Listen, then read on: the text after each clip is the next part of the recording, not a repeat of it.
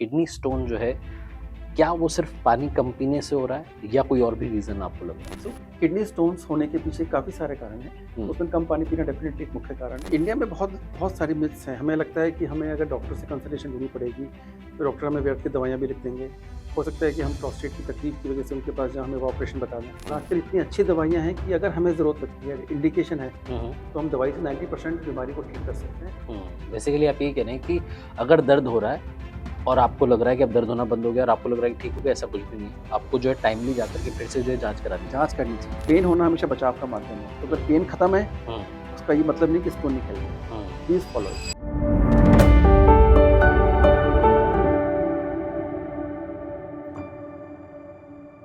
हम में से कुछ लोगों की आदत होती है ज़्यादा पानी पीने की, कुछ लोग जो है बहुत कम पानी पीते हैं, कुछ लोग जो है बैलेंस जो है वो निकाल चुके हैं।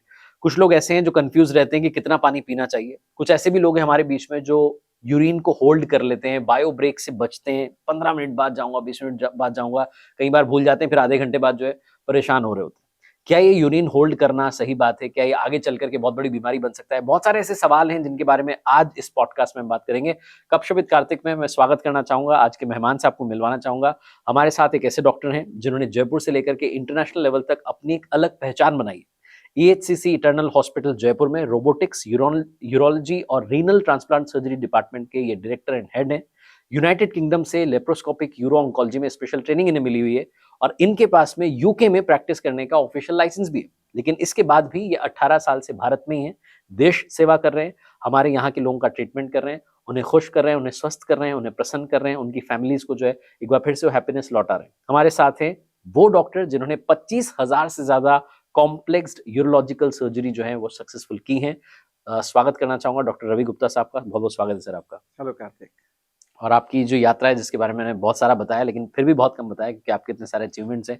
तो सबसे पहले तो उसी मिथ पे बात करते हैं जो मिथ काफी जो है रील्स में दिख जाता है, काफी सारे पॉडकास्ट में उसके बारे में लोग जो है पूछ रहे होते हैं और कंफ्यूज हो रहे होते हैं क्योंकि एक्सपर्ट गाइडेंस नहीं मिलती। सवाल ये है कि क्या यूरिन होल्ड करना जो है ये आगे चल के बहुत गंभीर बीमारी जो है हमारी लाइफ में पैदा कर सकता है, कोई बड़ी प्रॉब्लम आ सकती है आगे चल के?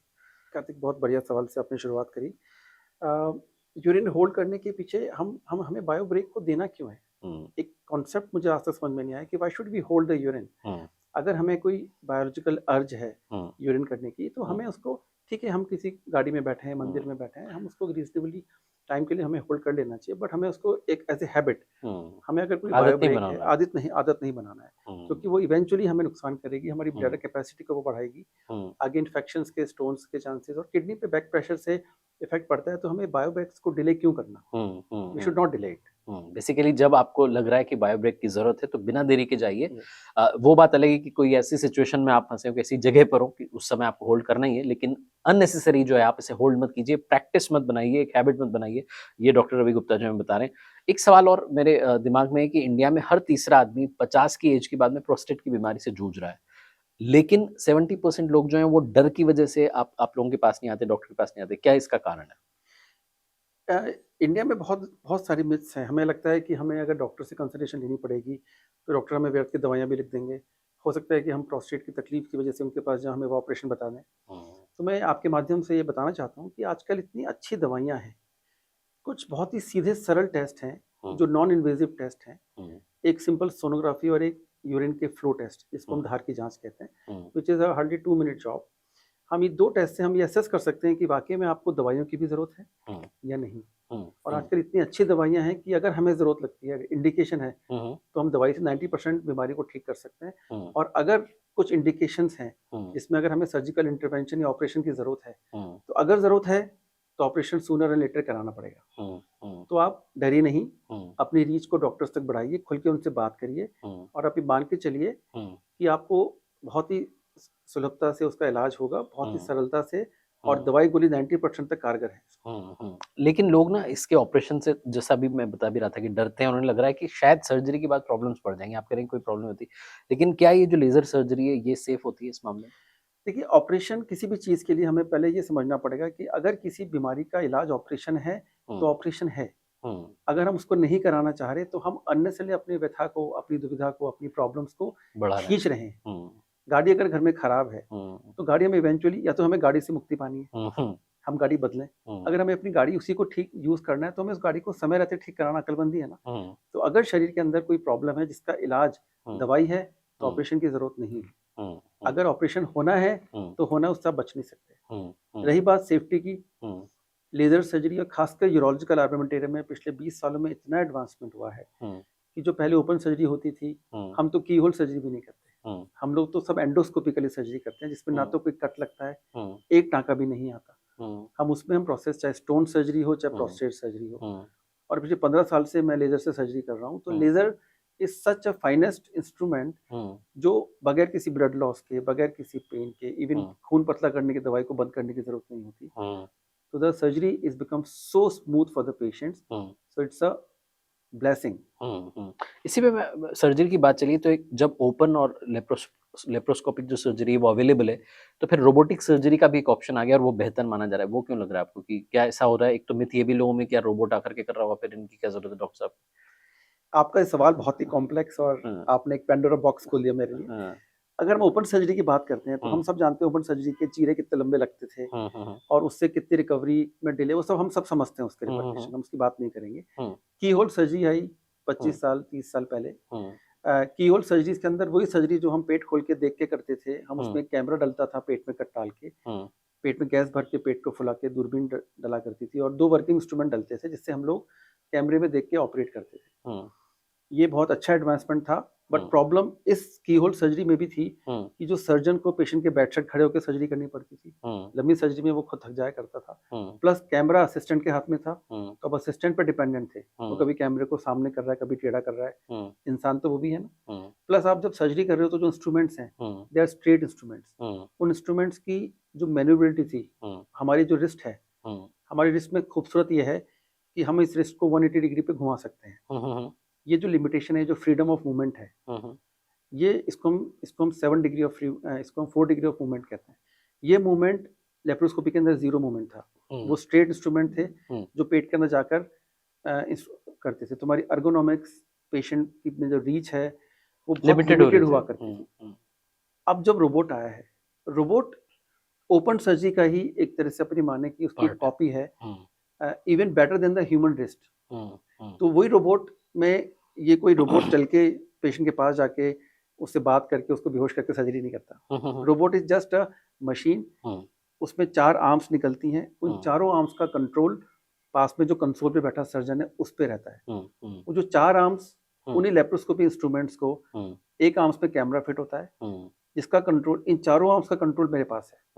Ultimately you are the leader. Ultimately या अभी मैं कैमरे के लिए अपने असिस्टेंट पर डिपेंडेंट था। अभी वो जो कैमरा आर्म है वो मेरे कंट्रोल में है। मैं उससे कब जूम इन जूम आउट कर सकता हूँ, वो बिल्कुल स्टेबल रहता है। तो मेरी डिपेंडेंसी असिस्टेंट पे खत्म हो गई, मेरा विजन बेटर हो गया, क्लियर हो गया। प्लस जो 3 आर्म्स हैं वो 3 आर्म्स का, तीनों का आर्म्स मेरे पास है और वो इतनी प्रिसाइज मशीन है कि मैं आराम से बैठकर उन टिश्यू का डिसेक्शन उन तीनों आर्म्स से मैं कर सकता हूँ और कैमरा कंट्रोल मेरे पास है।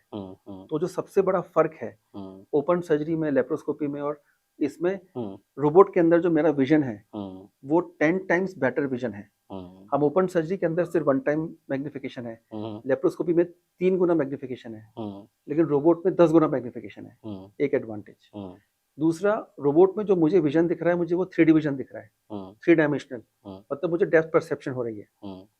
लेप्रोस्कोपी के अंदर ये 2 डायमेंशन था। प्लस जो इसमें फ्रीडम ऑफ मूवमेंट है, जो मेरा रिस्ट का मूवमेंट ओपन सर्जरी में 180 था, लेप्रोस्कोपी के अंदर ये रिस्ट मूवमेंट है ही नहीं, उसमें 540 डिग्री का मूवमेंट है। सो रोबोट के जो मूवमेंट्स हैं, जो प्रिसीजन है, जो मैग्निफिकेशन है, जो 3 डायमेंशनल डेप्थ परसेप्शन है, ये इसको एट पार एक्सीलेंट बनाती है। It becomes a surgeons discomfort, और अगर सर्जन कंफर्टेबल है, उसके मूवमेंट फाइन है, उससे अच्छा दिख रहा है, तो ब्लड लॉस कम होगा, आपका जो टिश्यू का डिसेक्शन है शरीर के अंदर, छेड़खानी कम से कम होगी, ब्लड लॉस नहीं होगा, इन्फेक्शन नहीं होगा, अल्टीमेटली पेन नहीं होगा, आपकी रिकवरी बहुत स्मूथ होगी। तो रोबोटिक सर्जरी जो है बेसिकली आप ये कह रहे हैं कि डॉक्टर के हाथ की जो हर हरकत है वो इंसानी हाथ से जो है ज़्यादा सटीक होती है, इसीलिए कैंसर जैसी सर्जरीज में भी ये गेम चेंजर हो चुकी है। डेफिनेटली कैंसर सर्जरी के लिए अगर हम यूरोलॉजिकल कैंसर की बात करते हैं तो हम जैसे किडनी का ट्यूमर है, तो किडनी में अगर ट्यूमर है तो हम उस किडनी के ट्यूमर में आधी किडनी को बचा के, हम सिर्फ ट्यूमर निकालते हैं और किडनी को बचाते हैं आजकल, जिसको हम लोग पार्शियल नेफ्रेक्टमी कहते हैं। हम्म, तो वो जब कैमरे का मैंने बताया कि अगर 10 गुना कोई चीज़ आपको बड़ी दिख रही है, हम्म, तो आप समझ सकते हैं कि 10 गुनी मुझे कोई चीज़ बड़ी दिख रही है अपनी आँखों की से भी, तो मैं उसको रिमूव करने में मेरा कितना प्रिसीजन बढ़ जाएगा। हम्म, प्लस जब मैं उस ट्यूमर को हटाऊँगा तो मुझे किडनी को वापस सिलना पड़ेगा। हम्म, तो जो मेरे हाथ का मूवमेंट है, हम्म, एक दर्जी अगर कपड़े सिलता है तो अपने इस रिस्ट मूवमेंट से सिलता है। हम्म, लेकिन ये रिस्ट मूवमेंट आप देखें, if you can look at my hand, hmm, so my this is restricted, hmm, this is restricted, hmm, I can not move this and this. हम हमारी हैंड की रिस्ट की लिमिटेड मूवमेंट है, right, ये 180 degree है, उसमें the wrist movement is 540, hmm, so 3 times better than my wrist movement. Hmm, तो अगर कोई दर्जी, अच्छा दर्जी अपने रिस्ट से एक अच्छी फ्रॉक सिलता है, हम्म, तो आप सोचिए अगर उसका मूवमेंट 540 बन जाएगा तो कितना प्रिसाइज होगा। हम्म, तो ये प्रिसीजन मुझे किडनी सिलने में मिलेगा। हम्म, सो कैंसर सर्जरी बिकम्स बहुत सटीक हो जाएगी, हम्म, ट्यूमर पूरा निकल जाएगा और किडनी को जो हम सिल पाएंगे हम्म, तो कितना प्रिसाइसली सिल पाएंगे आप समझ सकते हैं। एक अभी आपने किडनी की बात की, तो किडनी स्टोन जो है, क्या वो सिर्फ पानी कम पीने से हो रहा है या कोई और भी रीजन आपको लग रहा सो किडनी स्टोन्स होने के पीछे काफ़ी सारे कारण हैं। है? उसमें कम पानी पीना डेफिनेटली एक मुख्य कारण है, लेकिन हम लोग अभी जिस स्टेट में रहते हैं, राजस्थान, गुजरात, ये एक स्टोन बेल्ट मानी जाती रही है अच्छा, because of its water habits, habitat बहुत इंपॉर्टेंट रोल प्ले करता है। तो हार्ड वाटर ये बहुत बड़ा कारण है स्टोन बनने का, अच्छा, जो इस बेल्ट के अंदर मिलती है, तो उससे हम बच नहीं सकते। हम्म, बॉडी में कुछ जेनेटिक कारण होते हैं हम्म, क्योंकि स्टोन्स फैमिली में रन करते हैं। अच्छा, कि अगर पेरेंट्स को स्टोन है तो आपके स्टोन बनने के चांसेस बहुत ज़्यादा है। आप जेनेटिक वर्कअप को चेंज नहीं कर सकते। कुछ मेटाबॉलिक कारण होते हैं बॉडी में, कुछ आपके मेटाबॉलिक, कुछ खान पान से रिलेटेड चीज़ें होती हैं, जो लाइफस्टाइल से लाइफ बेसिकली, स्टाइल से रिलेटेड चीज़ें होती हैं जो आपको स्टोन बनाने के लिए प्रमोट करती हैं। कुछ विटामिन की कमी की वजह से होती हैं। So there are an number of reasons, मुख्यतः रीजन यही है। और काफी लोगों को ऐसा लगता है कि अब तो मेरी किडनी में दर्द जो है बंद हो गया, तो मैं ठीक हो गया। ऐसा करके काफी लोग उस बीमारी को टोटली इग्नोर कर देते हैं और वो बाद में जो है कहते हैं ना कि बाद में बबल जो है फिर वो फूट जाता है। ये बहुत ही सटीक सवाल है, बहुत ही महत्वपूर्ण सवाल है। ये हम बहुत दुर्भाग्यवश, ये मैं बहुत मेंटालिटी पेशेंट्स बन को, चुकी है। बहुत दुर्भाग्यवश मैं इसलिए वर्ड यूज़ कर रहा हूँ क्योंकि हम जब किडनी स्टोन की वजह से खराब हो जाती है, हमें जब किडनी निकालनी पड़ती है तो बहुत दुख होता है, हमें बहुत दुख होता है because of patient ignorance.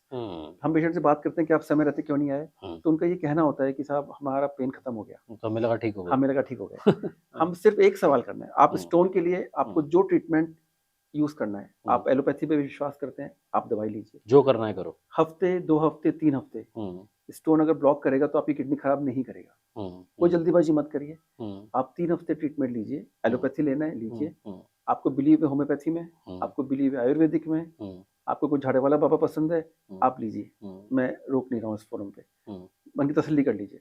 But 3 हफ्ते बाद आप दोबारा टेस्ट कराइए, आपको लगता है कि स्टोन जो का त्यों है, आप बिल्कुल उसको, जब तक वो स्टोन नहीं निकल रहा आप फॉलो करें, नहीं तो प्लीज उसका इलाज करा लें। आजकल इलाज, अच्छी दवाइयाँ भी आ गई हैं, नहीं तो लेजर जो सर्जरी मैंने बताई है, इसमें कोई चिराफाड़ी नहीं है, और कितने बड़े स्टोन्स को निकालने में ना हमें ज़्यादा समय लगता है ना आपका अस्पताल में ज़्यादा स्टे है। तो उसको please on this forum request कि आप इसको इग्नोर ना करें, क्योंकि अगर पेन खत्म होना, pain is always a protective mechanism, body का प्रोटेक्शन है। अगर पेन है तभी आप डॉक्टर के पास जा रहे हैं, इलाज कर रहे हैं। आग से हाथ जलता है इसलिए हम हाथ को हटा लेते हैं, अगर आग से हाथ में दर्द होना बंद हो जाए तो शायद हम हाथ को हटाएं ना, हमारा हाथ जल जाएगा। तो वो पेन होना हमेशा बचाव का माध्यम है, तो अगर पेन खत्म है उसका ये मतलब नहीं कि स्टोन निकल गया। Please follow it. बेसिकली आप यही कह रहे हैं कि अगर दर्द हो रहा है और आपको लग रहा है कि अब दर्द होना बंद हो गया और आपको लग रहा है कि ठीक हो गया, ऐसा कुछ भी नहीं है। आपको जो है टाइमली जाकर के फिर से जो है जांच करानी है, जांच करनी चाहिए। और कुछ लोग ऐसे हैं, ये इसी पे मैं बात करना चाह रहा हूँ कि जो डिले कर रहे होते हैं, ये डिले जो है कितना खतरनाक साबित होता है, चाहे इसी बीमारी की किसी बीमारी की बात करें। देखिए, डिले हम क्यों कर रहे हैं डिले, हमें पहले कारण, हमें अपने जीवन को प्रायोरिटाइज करना चाहिए। आज आपकी हेल्थ से बढ़कर तो कुछ नहीं है ना, परिवार में सारे काम है, सब हो जाएंगे, जिसको जो काम होना है वो सब समय पे होंगे। हमें अपनी हेल्थ को, हम लोग प्रॉब्लम क्या है, we do not prioritise ourselves, हमें प्रायोरिटी करनी चाहिए खुद की। प्लस अगर हम वेट की बात कर रहे हैं, मैंने स्टोन्स के लिए कहा आपको, अगर स्टोन है आप आराम से 2-3 हफ्ते वेट करें, दवाई लें, अगर नहीं निकलता है तो उसको आप इलाज जरूर करें, उसको इग्नोर ना करें। ऐसे ही कैंसर्स हैं, लोग कैंसर में भी मैं देखता हूँ कि पेशेंट्स डायग्नोज होने के बाद भी यहाँ से वहाँ भटकते रहते हैं। आई मीन उसको भटकना कहूँ या ओपिनियन लेना कहूँ, आपको जो ओपिनियन लेनी है, बट आप इसको डिसीजन लेके फास्ट करें, क्योंकि अगर कैंसर अर्ली स्टेज में है, 90% of the cancers are curable.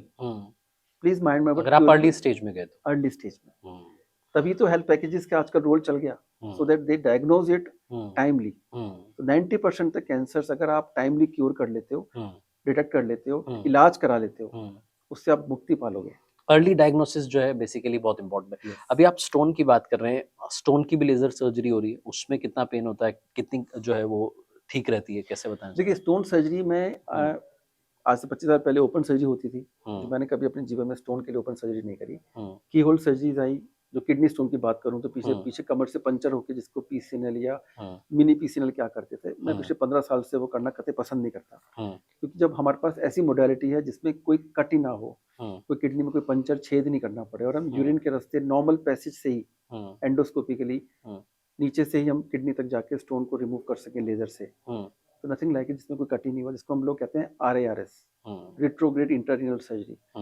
तो 20 mm 25 mm तक के स्टोन्स को हम लोग यूरिन के रास्ते से बगैर कोई कट लगाए हम अप्रोच कर सकते हैं। तो चाहे वो किडनी के स्टोन हो, चाहे वो यूरेटर के स्टोन हो, चाहे वो ब्लैडर के हो, इसमें जब कोई कट नहीं लग रहा, कोई बॉडी में पंचर नहीं हो रहा, टिश्यू डैमेज नहीं हो रहा, this is the treatment of choice. इस पे मैं बात करना चाहूंगा, जैसे बच्चों की बात करते हैं, बच्चों में भी यूरोलॉजी की प्रॉब्लम्स आती हैं, और पेरेंट्स को लगता है कि बच्चों की सर्जरी, तो अभी बच्चा बहुत छोटा है, उसकी कहाँ सर्जरी होगी, क्या बच्चों की सर्जरी सेफ होती है? बच्चों की सर्जरी, हर वो सर्जरी जो मैंने कहा, अगर सर्जरी किसी भी एज में रिकमेंडेड है, इंडिकेटेड है, यू शुड नॉट इग्नोर, चाहे वो बच्चा हो, चाहे वो बुजुर्ग हो।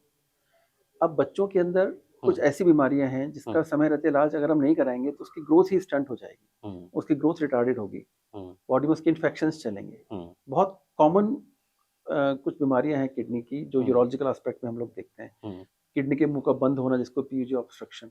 हमने 3 महीने के बच्चे की भी लेप्रोस्कोपिक सर्जरी करी है, एक मैंने भी रोबोटिक सर्जरी करी है, उसको पाइलोप्लास्टी, 2 साल की बच्ची थी वो, रोबोटिक सर्जरी। बट तो पीयूजी ऑब्स्ट्रक्शन है, या वेसाइकोयूरेटिक रिफ्लक्स हैं, या पोस्टीरियर वॉल्व भी, ऐसी कुछ टेक्निकल बीमारियां हैं जो बच्चों की, जिनको समय रहते इलाज पैदा होते ही करना पड़ेगा। और ये क्यों बीमारियां आ जाती है, जेनेटिक रहता है रीजन, क्या रीजन रहता है? मोस्ट कॉमन कारण ये जो मैंने आपको नाम गिनाया, पीयूजी ऑब्स्ट्रक्शन, वेसाइकोयूरेटिक रिफ्लक्स, वॉल्व का होना, ये एक जन्मजात विकृति है। लेकिन अगर इसको हम इलाज करा लेंगे तो बच्चे की आगे फर्दर किडनी डैमेज नहीं होगी, उसके इन्फेक्शंस नहीं होंगे, एंड ही और she will be absolutely cured. लेकिन काफी सारे पेरेंट्स ऐसे होते हैं, जो आपने भी, आपके पास भी ऐसे पेशेंट्स आते होंगे, बच्चे स्पेशली मैं बात कर रहा हूँ, उनके पेरेंट्स बाद में लाते हैं, शुरू में वो इग्नोर कर रहे होते हैं कि अरे यूरिन की तो प्रॉब्लम है, ठीक हो जाएगा। पेरेंट्स को क्या आप मैसेज देना चाहेंगे?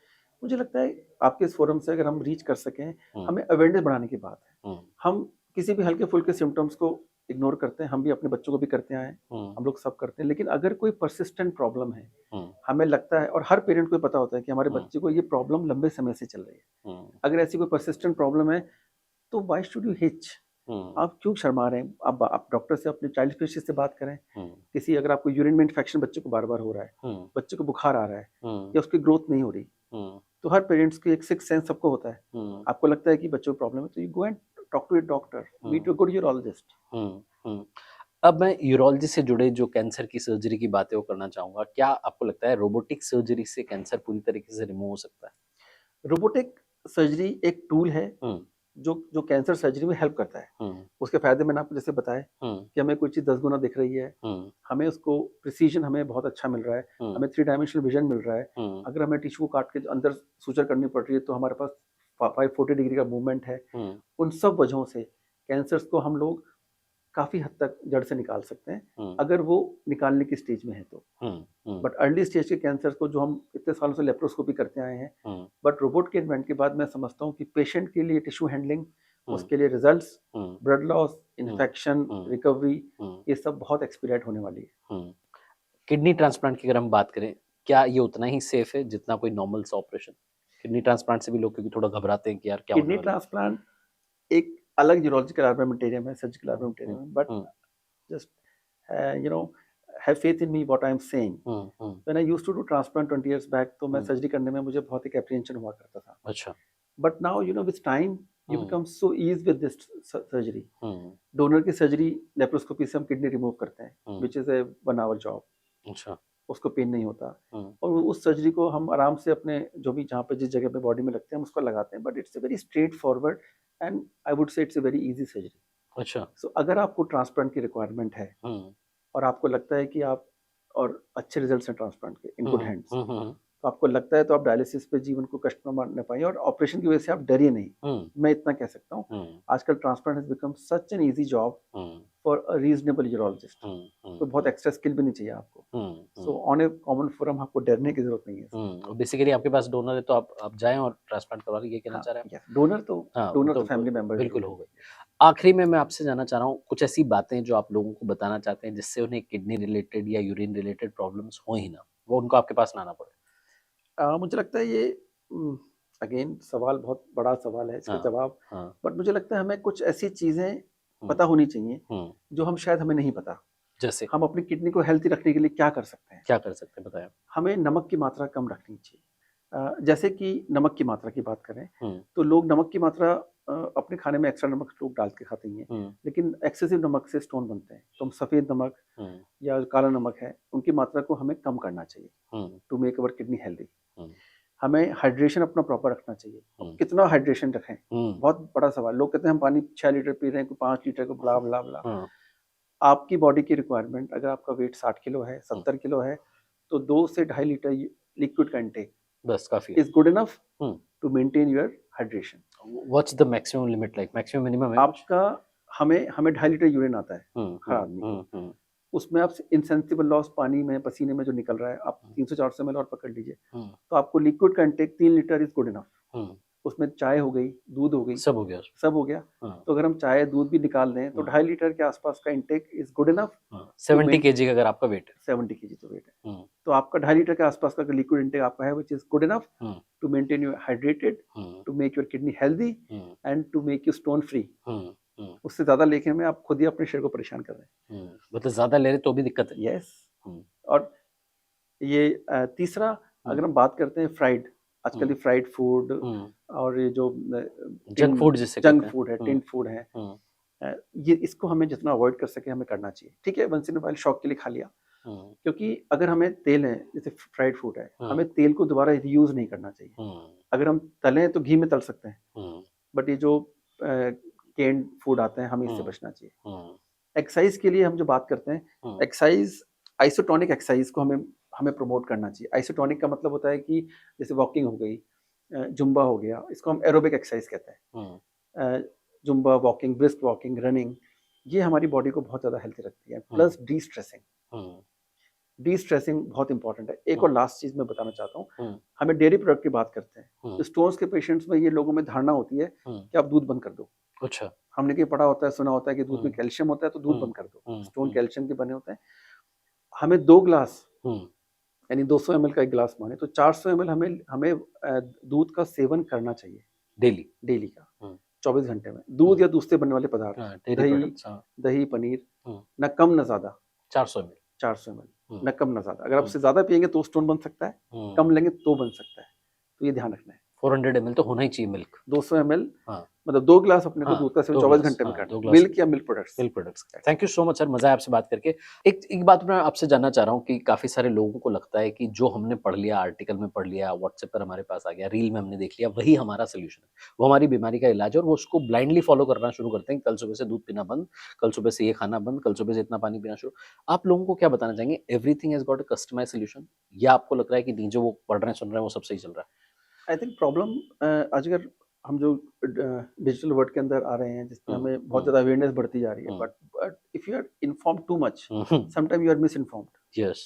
You have to look into the source. Hmm, source authorise होना चाहिए। कहाँ से आप सुन रहे हैं? कहाँ से सुन रहे हैं, हुँ, कौन कह रहा है, हुँ, उसकी क्वालिफिकेशन क्या है। हुँ, और अगर हमें कोई चीज़ अपने लिए कस्टमाइज करनी है, तो it's hmm, always better to just go and talk to your family physician. आपका हुँ, फैमिली फिजिशियन जो एक ऑथराइज्ड डॉक्टर है, वो भी आपको काफ़ी हद तक इस चीज़ पे बता सकता है। और कोई हुँ, स्पेशल बीमारी आपको किसी चीज़ की लग रही है हुँ, आपको, उसके लिए स्पेशलाइज हैं, you should hmm, go and just talk to them. Hmm, but ये जो गूगल पे या व्हाट्सएप पर आ गया। व्हाट्सएप पे या जो भी हुँ, जो भी डिजिटल इन्फॉर्मेशन है, hmm, sometime you are misinformed. Hmm. So please take care of this information. हाँ, और यही आप भी यही कहेंगे कि हर चीज़ का एक कस्टमाइज़ सॉल्यूशन है, वो एक्सपर्ट ही दे सकता है। एक्सपर्ट दिस, वो हर कहीं से आपने पढ़ के जो है फॉलो करना शुरू कर दिया, वो भी डेंजरस हो सकता है। Absolutely yes. मतलब इट्स नॉट लाइक कि एक सोशल मीडिया का पोस्ट था, किसी ने क्रिएट कर दिया, बना दिया और बता दिया आंवले के 5 गुण और आपने जाके कि हो सकता है कि वहाँ पे आपको थोड़ा-सा मात्रा क्या होनी चाहिए, किसमें उसको कंज्यूम करना, वो सब पूछना बहुत जरूरी है। यस, कस्टमर बहुत इंपॉर्टेंट। बिल्कुल, बहुत बहुत धन्यवाद डॉक्टर रवि गुप्ता साहब हमारे साथ बात करने के लिए, जुड़ने के लिए और इस पॉडकास्ट में हमारी ऑडियंस को और हेल्दी बनाने के लिए। Thank you so much. So गपशप विद कार्तिक में आज हमारे गेस्ट थे डॉक्टर रवि गुप्ता जी, जिन्होंने बहुत सारी बातें जो है हमारी क्लियर की हैं, बहुत सारे मिथ्स क्लियर किए हैं और सबसे इंपॉर्टेंट बात जो थंब रूल उन्होंने बताया कि अगर आपको पेन है